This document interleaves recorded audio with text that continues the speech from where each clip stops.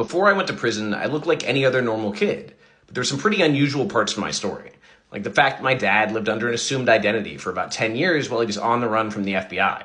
The fact that my parents met and bonded over a shared love of drinking and partying and coping the only ways they knew how. Though by the time I was 2, they both got clean and sober. My dad got clean and sober because he went out to the shack he was living in. He stuck a shotgun in his mouth and he was too afraid to pull the trigger. So he decided if he was too afraid to die, he was going to have to find the courage to live. Though he also told me that story as a little kid, which makes you wonder, like, what is appropriate to tell a little kid? One of his favorite sayings was, if you take a drunk horse thief and you take away the alcohol, you still have a horse thief. So the unhealthy things that led them to drink and do drugs and party in the first place didn't just magically go away overnight.